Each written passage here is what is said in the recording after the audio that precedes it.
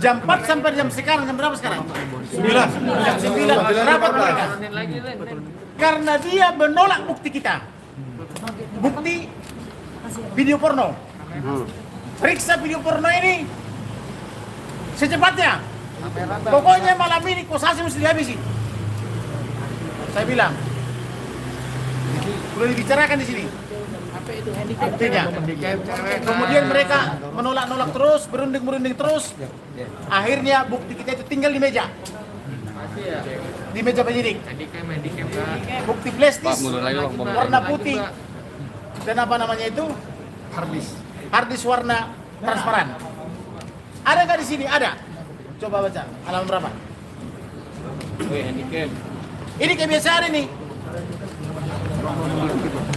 Dijadikan tersangka saya. Ya. Ini di Halaman terakhir. Dan di situ sudah saya minta periksa ini cewek-cewek ini yang tiga ini. Gara-gara ini saya jadikan tersangka. ya di sini pertanyaan penyidik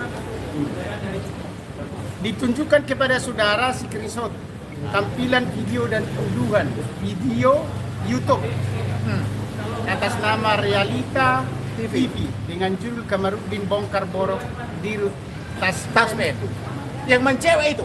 Iya. Jadi jawabannya di sini di dalam kegiatan tersebut adalah menjelaskan tentang DWM PT Taspen yang main cewek dengan apa disebutkan langsung namanya? Sebutkan aja, baca aja. Lena Marlina, Teresia Meila Yunita dan Rita Widayati. Dan dia ngangkang-ngangkang di situ. Perempuan itu bukan istri dari Dirut Taspen. Setahu saya tema macam-macam. Lalu saya menjawab karena ada yang bertanya begitu. Maksudnya di sini tadi untuk menguatkan atau membuktikan jawaban daripada Kamarudin di nomor 7E kita sudah berikan tadi flash disk dan juga hard disk yang isinya itu adalah video-video mesum daripada Dirut PT Taspen. Tetapi penyidik menolak, katanya tidak ada hubungannya dengan perkara ini. Jadi kita menjadi istilahnya menjadi bingung karena dia ini ditetapkan jadi tersangka, kita berhak dong memberikan bukti yang kita rasa meringankan daripada klaim kita. Tetapi penyidik sesuai dengan narasi video saya, iya, seorang Dirut Taspen memacari berbagai wanita, ketemu muslim dia, padahal dia Katolik, ketemu Kristen dia, ketemu Hindu, ketemu apa namanya yang lain, jadi yang lain dia, kesannya sementara banget. Itulah videonya, perkataan saya, tapi penyidik ketakutan menerima bukti kita itu. Dirapatkan dari jam 4 sampai jam 8, jam 9 sekarang ya? Iya, 15. Untuk tidak diterima, bolak-balik mereka rapat. Entah dengan siapa dia rapat, apakah dia Polri apa tidak? Mungkin dia dengan Dirut Taspen. telepon ya. Ada lagi? Itulah saudara-saudara ya. Yang penting sudah diterima. Soal masalah tadi pertanyaan dari penyidik sudah dijawab oleh Pak Kamarudin ya. Sudah, saya mau menambahkan ya. Jadi pemeriksaan hari ini ya, ini kan pemeriksaan status tersangka ya. Hak tersangka, hak penasihat hukum itu punya hak untuk mengajukan bukti apa saja secara independen untuk meringankan. Sangat disayangkan tadi ending dari pemeriksaan ya, bukti-bukti untuk menguatkan keterangan belum diterima dan tidak diterima. Ini sangat mengundang pertanyaan bagi kami. Karena apa? Setiap pertanyaan-pertanyaan itu kan perlu didukung bukti. Buktinya apa? Sudah diserahkan, tapi sangat disayangkan penyidik tadi belum berani menerima bukti. Nah, ini ya perlu diketahui. Sedangkan statusnya sudah tersangka. Berarti apa? Penetapan tersangka itu kan minimal 2 alat bukti yang cukup.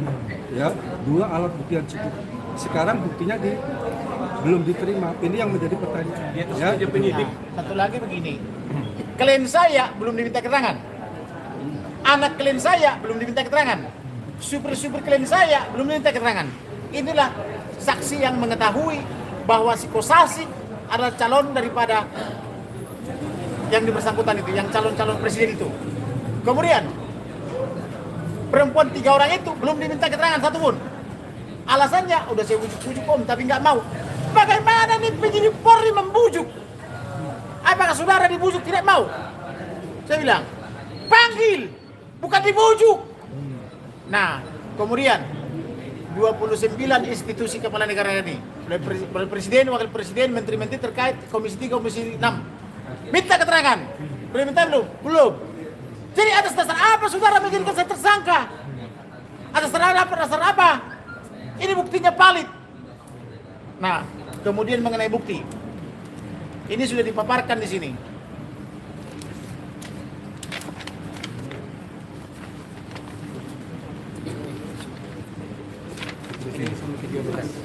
Nah, saya sudah paparkan alat bukti itu. Tapi ketika diberikan alat buktinya, bolak-balik rapat. Akhirnya barusan dibilang, untuk sementara kami belum butuh. Saudara butuh atau apa? Anda penyidik Polri atau bukan? Saya bilang begitu. Penyidik Polri atau bukan? Kalau penyidik Polri terima bukti, udah ditulis di sini. Bisa nggak itu jadi obstruction of justice? Obstruction of justice jelas. Karena di sini penyidik Polri bukan lagi berdasarkan undang-undang, tetapi adalah berdasarkan keinginan Kosasi. Maka malam ini Kosasi harus kita habisi. Catat itu. Minta kepada presiden, minta kepada menteri, Anda adalah presiden. Kosasi adalah wakil apa namanya itu? Dirut Taspen. Dirut Taspen. Apa namanya revolusi mental? Akhlak. Apa namanya akhlak? Enggak, revolusi mental. Berubah dia. Revolusi mental dari presiden. Akhlak daripada menteri BUMN. Di mana akhlaknya seperti ini? Di mana revolusi mentalnya? Kok penyidik ditakut-takuti? Kok bisa penyidik ketakutan sama Barang bukti. sama perang bukti? Ada apa nih? Ya saudara-saudara lah yang mencerna. Silakan ditanyakan ke sana ke presiden dan kepada menteri-menterinya. Apakah si Kosasi ini yang kero daripada negara ini? Anda yang menjawab. Ada pertanyaan. Jadi menurut Bapak penyidik Barreskrim menyalahi prosedur. Bagaimana? Jadi menurut Bapak penyidik Barreskrim menyalahi prosedur. Ya benar dong. Ya saya memberi liris, saya baca dulu, saya surati dulu apa namanya itu penyidik terkait, maka saya rilis. Itu bahasanya masih halus saya bikin, memacari berbagai wanita. Kalau yang benar meniduri berbagai wanita, gitu loh. Atau apa namanya? Sementara menelantarkan istri itu di belakang. Bukan. Kalau saya bilang misalnya mengangkangi berbagai wanita, mana lebih bagus? Kan saya bilang memacari, masih lebih halus. Tapi dia tidak tahu saya sudah punya bukti. Saya kasih bukti, ketakutan. Pak, berarti ini penyidik Barreskrim maksud Bapak menyalahi prosedur? Menyalahi prosedur, itu jawabannya. Melanggar undang-undang. Menerima alat bukti daripada tersangka yang sudah ditetapkan. Karena alat bukti itu kan tersangka itu berhak menghadirkan saksi yang meringankan. Saksi itu kan alat bukti yang lain juga yang bisa meringankan daripada tersangka itu harus diterima daripada penyidik. Tapi saya tadi bertanya, apa alasannya penyidik tidak mau menerima alat bukti yang kami berikan? Penyidiknya tidak mau menjawab, tidak ada hubungannya katanya. Di sini kan pacaran, apakah pacaran itu cuma lihat-lihat? Dikatakan pacaran, aku sama cewek sana, pacarannya lihat-lihat. Pacaran itu kan berarti ada melakukan sesuatu hal yang dilarang. Itu dibuktikan dengan alat bukti yang kami berikan, tetapi ditolak. Itulah yang membuktikan yang dibilang oleh klien kami memacari berbagai wanita. Ketemu muslim dia, ketemu Katolik dia, ketemu Kristen dia. Kalau nanti bukti itu tidak ada, berarti hoax dong lagi nanti klien kami memacari seorang wanita. Pacaran ini bagaimana? Kan tidak mungkin memacari wanita hanya lirik-lirik. Berarti ada apa di situ kan? Satu lagi begini. Pertama, ini udah diterima bukti-buktinya. Setelah itu mereka rapat di sebelah. Entah dengan siapa, dengan rapat apa dengan pimpinannya. Jadi berubah pikiran. Loh. Di sini sudah kita tulis loh. Anda menerima, sudah tanda tangan. Iya bang, Tapi katanya kami tidak butuh dulu sebentar. Nggak bisa. kalau kejaksaan nanti membutuhkan, kami akan ambil katanya. Apaan itu? Kok saudara menolak bukti? Saya bilang gitu. Ada apa? Nggak pernah. Baru di baris krim ini yang saya tahu pernah orang polisi menolak barang bukti, alat bukti lah kita bilang ya, untuk meringankan terdakwa. Kan terdakwa itu punya hak. Tersangka itu kan punya hak. Contohnya yang meringankan dia supaya terbukti bahwa tuduhan yang dibilang Kamarudin itu kan hoax.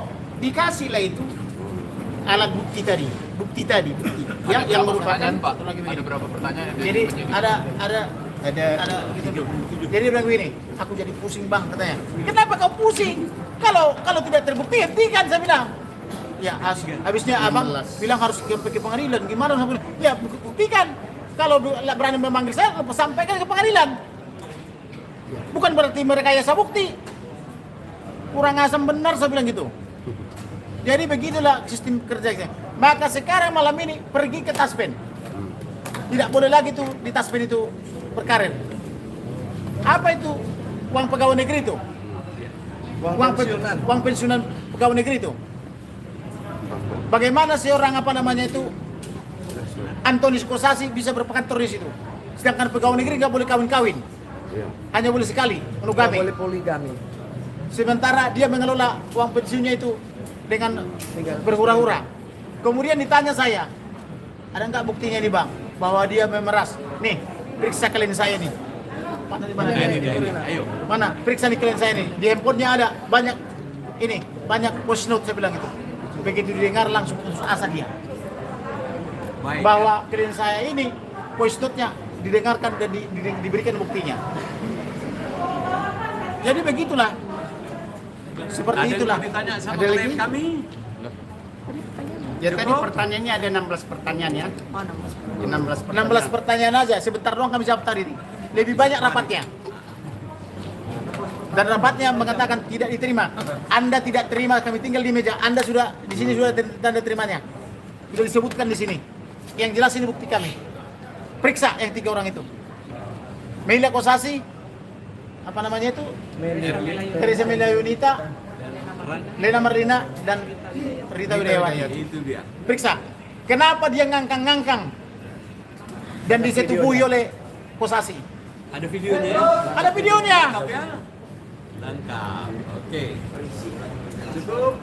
Oke, Bang, penegasan aja. Jadi abang sebagai tersangka tidak ada 2 alat bukti yang kuat sampai jadi tersangka, Bang. Maksudnya? Apa? Penegasan aja sebagai tersangka, abang dijadikan sebagai tersangka. Apakah ada 2 alat bukti yang Tidak ada. sama sekali? Saya jadi tersangka, saya minta keterangan. Anda sudah minta keterangan klien saya belum? Belum. Sudah minta keterangan anaknya belum? Belum. Sudah minta keterangan saksi belum? Belum. Sudah minta keterangan ini wanita yang 3 itu? Ya om, udah aku telepon dia nggak mau. Enak aja benar lu begitu. Jadi Anda menjadikan saya tersangka hanya memeriksa saya. Kurang asam. Gitu loh. Periksa dia. Kirim surat. Saya bilang begitu.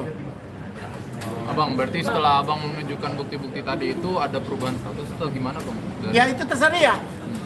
Yang jelas semua buktinya saya berikan hari ini.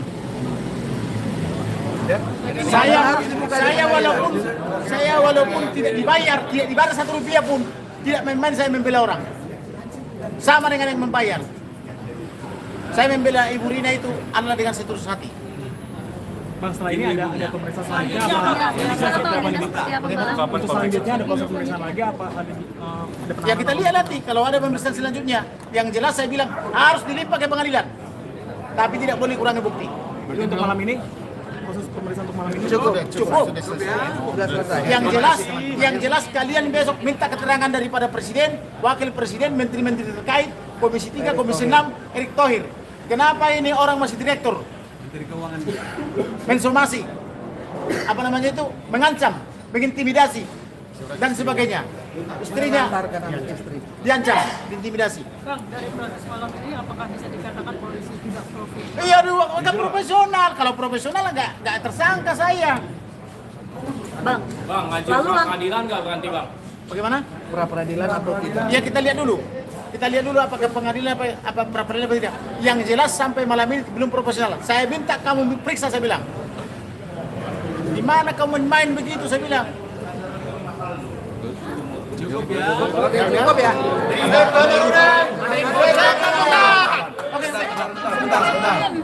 Saya malam ini menyampaikan terima kasih kepada para advokat, menyampaikan terima kasih yang tidak terhingga kepada seluruh rekan-rekan saya advokat. Siapa advokat?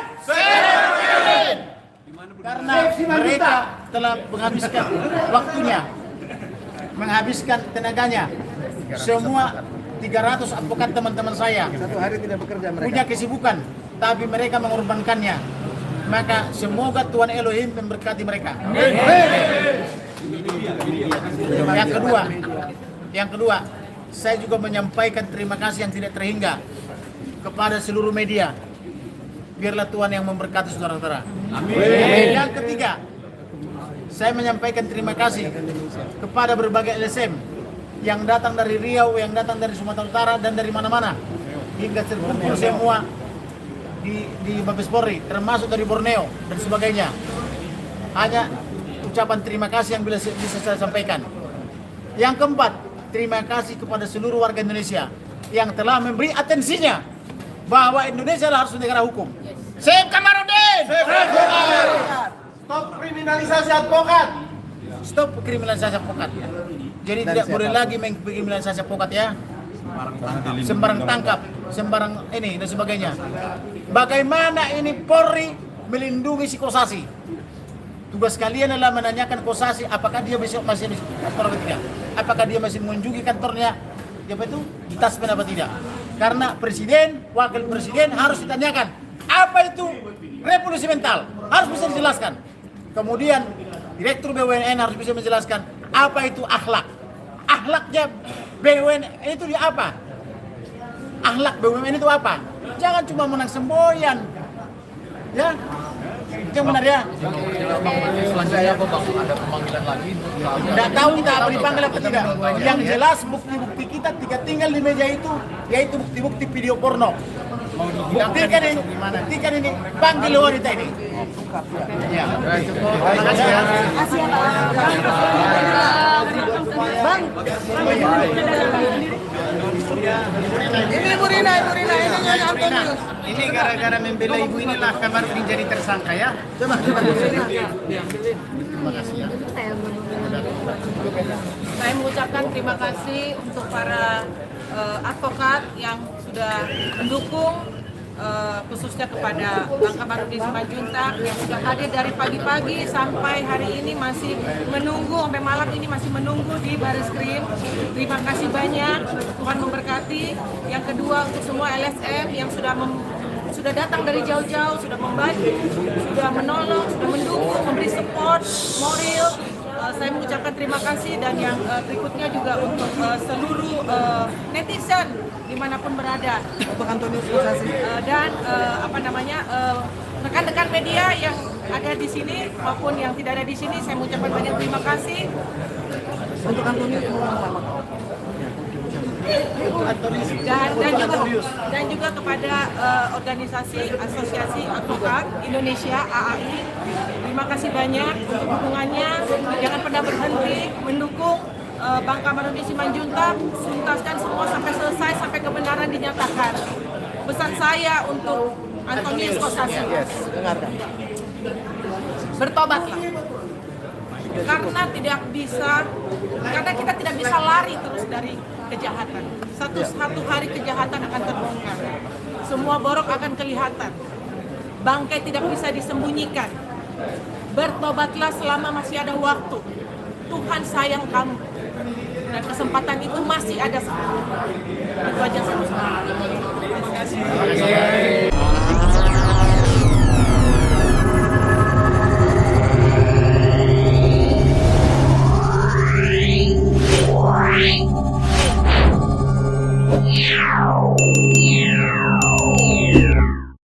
Mbak Rina, mic-nya belum dibuka. Ya, shalom, Novirina. Ya, silakan. Ya, Pak Hendro. Sorry, ada treble barusan hilang suaranya. Okay. Ya, silakan Mbak Rina, silakan. Ya. Iya. Aduh, mau ngomong apa ya? banyak yang mau diomongin tapi nggak tahu yang mana dulu gitu. Aduh Ya, pusing. terserah mau ngomong yang mana ya kan. Iya, Silakan. apa gimana ya, geram ya iya, sedih ya iya, ngelihat bangsa ini ya. Membuat malu ya, Gimana membuat malu yang ada di gregetan Barreskrim juga ya. gitu. Membuat malu. Gregetan juga iya gitu. Mm-mm. Bertubi-tubi ya, bertubi-tubi gitu yang kita harus bicarakan gitu ya. Habis Pak Panji, ini lagi Pak Panji aja belum jelas juntrungannya seperti apa, ya kan? Mm-mm. Nah, sekarang Bang Kamarudin Simanjuntak, tapi puji Tuhan lah ya, mereka kompak Mm-mm. sekali. Mm-mm. Semua asosiasi advokat turut ya, sepenanggungan sependeritaan gitu. Mereka sudah wanti-wanti di Bareskrim tadi, kalau sampai ya Bang Kamarudin ini tidak keluar setelah diperiksa, mereka akan ikut ditahan juga gitu. 300-an advokat, bayangin, nggak kebayang tuh Bareskrim, ya ampun, 300 advokat mau tidur di sini, ya kan, ngasih makannya kumaha gitu kan, aduh, itu mungkin itu juga ya buat mereka berpikir berapa kali gitu. Tapi kalau kita cermati ya di sini Ya, suaranya. kesalahan prosedural di dalam menetapkan Bang Kamarudin ini sebagai tersangka. Ya, kalau saya dengar-dengar, sekiranya ada kesalahan prosedur begitu, itu harus batal demi hukum, nggak bisa diproses lanjut, gitu. Kalau ada satu kasus ternyata salah prosedur, itu nggak boleh dilanjutkan, harus di SP3-kan gitu. Nah, bagaimana mungkin bisa dijadikan tersangka sementara saksi-saksinya belum diperiksa, saksi utamanya istri dari Dirut itu belum pernah diperiksa, ya kan, belum pernah diminta keterangan dan lain-lain yang tadi juga sudah diberikan. Terus dasar apa gitu ya Bareskrim ini bisa menetapkan tersangka? Kalau dilihat barang bukti juga 2 alat bukti minimal juga nggak ada karena mereka sendiri menolak alat bukti gitu. Nah, saya cuman bingung aja gitu. Kebanyakan orang ya, kepolisian itu, penyidik itu justru mencari, melengkapi yang namanya alat bukti. Ini disodorin alat bukti kok malah nolak gitu. Nah, ini ada sesuatu ini ya. Ada apa ini? Kok biasanya mencari alat bukti, melengkapi alat bukti, kok sekarang malah menolak alat bukti? Nah, di situ Pak Endro, sepertinya ada nggak enak hati mungkin ya. Mereka Mungkin begitu tadi begitu diterima, itu membuat malu daripada kepolisian semua. Karena itu adalah bukti yang valid ya. Dia bilang tadi kan, bukti ini valid nih, tapi dia tidak mau terima. Itu adalah kebodohan. Nah itu, akhirnya kita kan berpikir, ya kan, kita berandai-andai, maaf kalau salah, ya kan, mungkin sudah terlanjur menerima doa yang begitu banyak mungkin, ya kan, aduh mau ngapain nih, aduh nggak enak juga nih kalau diterima, seolah-olah nanti kita malah nggak kerja apa gitu, udah nggak enakan gitu, gitu kali, gitu kan, boleh dong kita berandai-andai, ya kan ya, karena aneh gitu, aneh. Nah, satu lagi saya ingin sampaikan di sini, ini masalah dampak ya. Dengan carut marutnya hukum Indonesia seperti yang dipertontonkan hari-hari ini sangat dramatis sekali dan sangat miris sekali ya. Dampaknya itu Pak Hendro. Kita tahu dengan dikriminalisasinya seorang pengacara, ya advokat. Mereka berpikir nggak sih, ya begitu banyak anak-anak muda milenial sekarang yang sedang menuntut ilmu di bidang hukum di berbagai universitas, ya kan, di Indonesia ini, dan bahkan banyak advokat-advokat muda yang masih berjuang, ya kan, untuk mencapai impian-impian mereka dalam profesi sebagai advokat. Ketika disuguhkan kejadian seperti ini, kira-kira apa sih yang muncul di benak para generasi muda kita? Ya, apa coba? Bisa muncul yang namanya semangat mereka bisa padam. Iya kan? Motivasi mereka bisa bisa turun. Iya kan?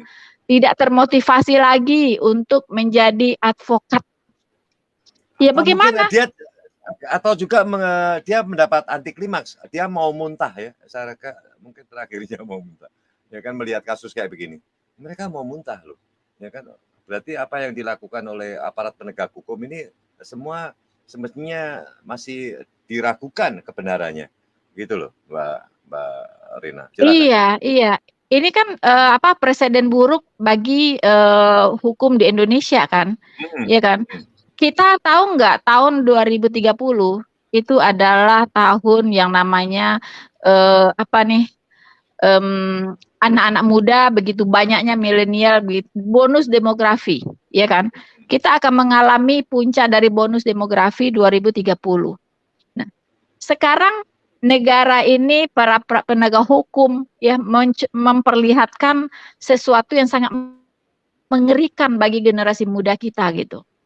Karena hukum itu adalah panglima ya di sebuah negara. Kalau supremasi hukum carut marut ya kan, tidak ada lagi kepastian hukum. Ibaratnya tiang rumah itu ya, itu sudah goyah gitu. Rumah itu tinggal roboh aja Pak Endi, Pak Hendro. Tinggal roboh gitu. Karena hukum itu adalah tiang ya dari sebuah negara. Kalau supremasi hukumnya sudah porak-poranda, amburadul seperti hari ini, apalagi yang mau diharapkan gitu. Rakyat ingin mendapatkan keadilan lewat siapa? Lewat siapa gitu. Kalau advokat aja sudah seperti itu, salah ngomong sedikit ditersangkakan ya kan, dicabut izin prakteknya, mungkin begitu ya kan. Nah, bisa aja dicabut izin usahanya, izin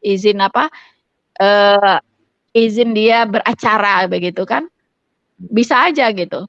Nah tadi saya senang sekali kompak ya orang-orang dari Pak Kamarudin Simanjuntak, para teman-teman dari berbagai asosiasi advokat mendukung ya, membela Kamarudin Simanjuntak. Ini memang harus. Ya, ini memang harus dan perlu sekali karena ini adalah menentukan masa depan advokat Indonesia ke depan. Betul. Kalau hari ini Pak Kamarudin kalah, dijadikan tersangka dan dikurung, hancur kita udah apalah jadinya bangsa ini.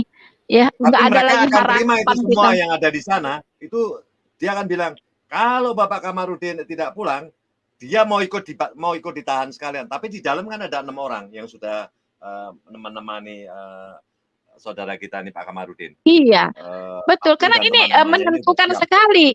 Ini sangat menentukan sekali ya. Ini adalah satu momen hidup atau mati gitu. Hidup atau mati, nggak ada pilihan. Begitu. Makanya mereka mau nggak mau harus seperti itu. Kalau Pak Kamarudin dikurung, kami juga ingin ikut dikurung semua. Yes, betul. Iya, iya kan? Nah itu luar biasa gitu kan. Dan saya malah berharap kalau bisa advokat di seluruh Indonesia ini kompak. Walaupun Anda dari asosiasi advokat manapun ya, karena beda nama, beda merek, janganlah pecah belah begitu kan. Harus kompak gitu. Karena saya kalau juga advokat kompak ya Mbak Rina ya. Kalau advokat kompak itu kompak. Misal hari ini yang namanya Syekh Panji Gumilang juga tidak ditahan tuh. Kalau mereka kompak semua. Betul. Dia dikriminalisasi. Ini adalah salah satu kriminalisasi yang dilakukan di Reski. Silakan. Betul, Pak Hendro. Ya, kalau baju coklat tadi dikatakan istilah baju coklat itu kan memang kalau trust kita ditanya nih. Kalau saya pribadi sih trustnya udah tinggal berapa persen doang gitu ya. Karena dari dulu kita menyaksikan up and down mereka itu kan. Kadang-kadang tiba baik, tiba anjlok lagi, turun naik frekuensinya gitu. Belum ada stabilnya gitu kan. Nah, dengan mencerminkan kinerja seperti hari ini, kasusnya Syekh Panji Gumilang, kasusnya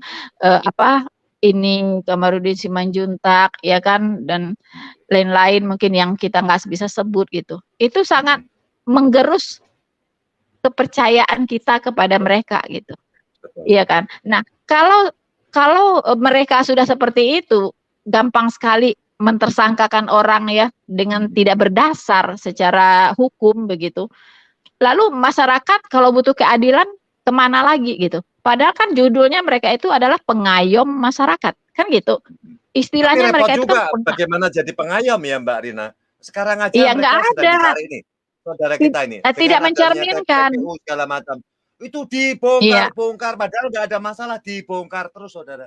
Itu adalah Iya, hal-hal yang jadi apa moto sebagai pengayom masyarakat itu udah nggak tahu kemana itu, iya kan? Cuman tinggal nama doang itu, rohnya udah nggak ada gitu, iya kan? Nah sekarang masyarakat punya pilihan pakai advokat ya untuk membantu mendapatkan hak-hak mereka gitu. Walaupun advokat itu misalnya membela orang penjahat sekalipun, tapi advokat itu tugasnya memberikan hak hukum ya, hak hukum dari seorang yang penjahat ini walaupun dia masuk penjara seperti Sambo lah, ya kan? Nah, advokatnya itu memberikan hak hukum dia gitu kan. Bukan membela yang nggak benar, tapi memberikan hak hukum dari orang ini, tersangka ini gitu.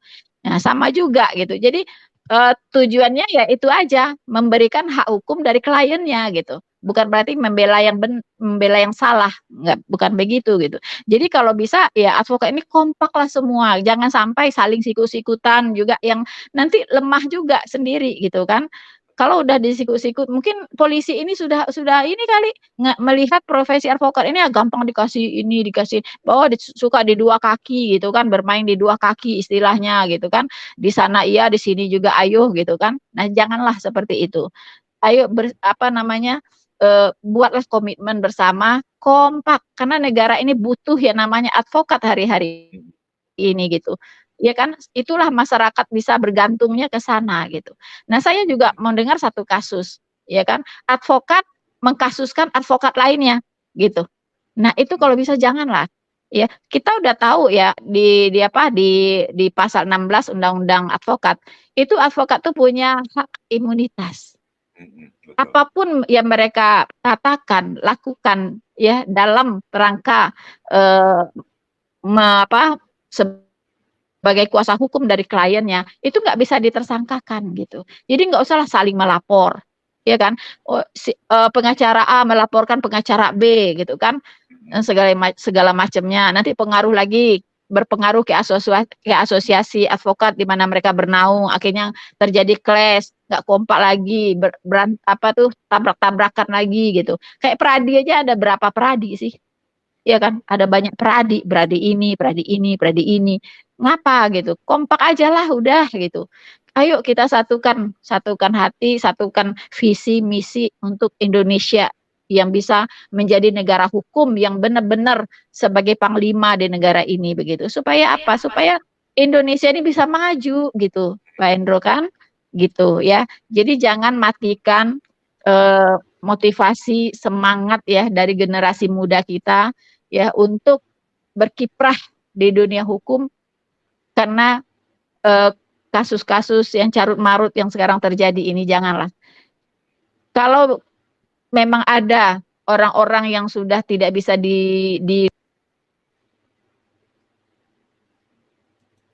Ya, suaranya menghilang ya. Oke, suaranya menghilang, Pak. Pak Hendro, sebetulnya ada satu pertanyaan aja nih. Apa konsekuensinya?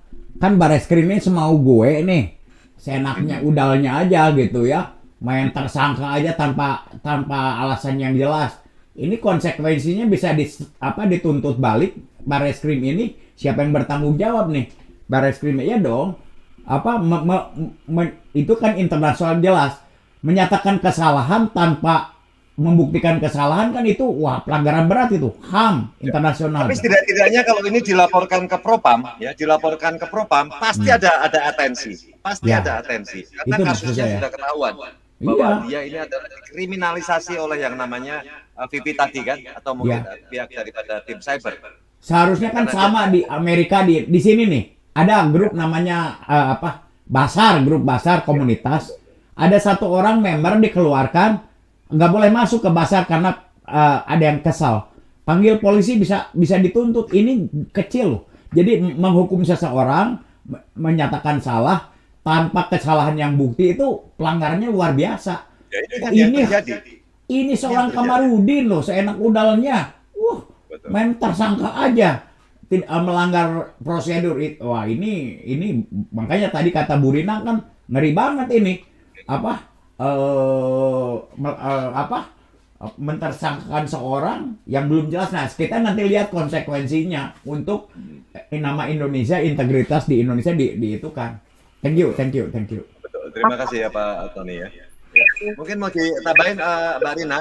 Tadi terputus Iya. ya kan, tolong diberikan sekalian deh. Iya Pak Hendro.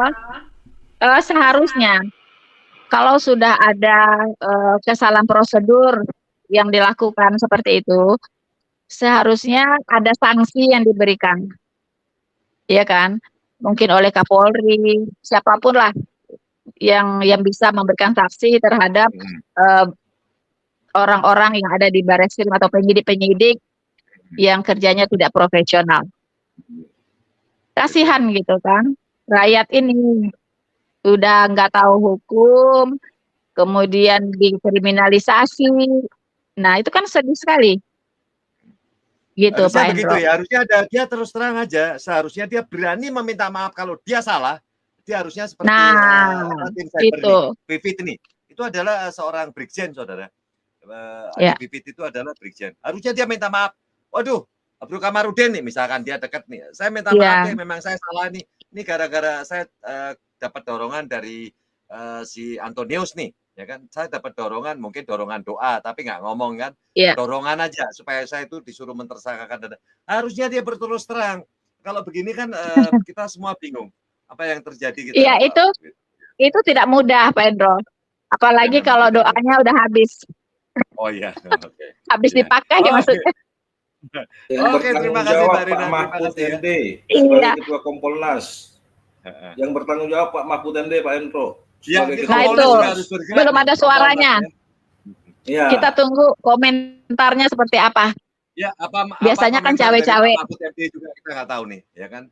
Apa komentar daripada Mahfud MD kita nggak tahu. Karena Mahfud MD juga biasanya kalau memberi sesuatu, habis itu ditinggal. Ya kan, Pak Mahfud MD sendiri juga bukan orang benar dalam kasus lempar batu sembunyi tangan. Itu adalah tidak benar, ya kan? Sekarang ini misalkan mentersangkakan yang namanya Syekh Panji Gumilang, itu tidak benar, saudara.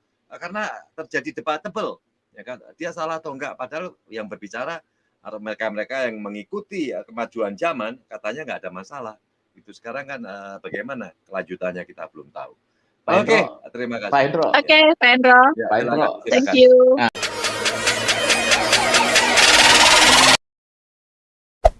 Hey there. Subscribe to my channel. And also press this bell icon.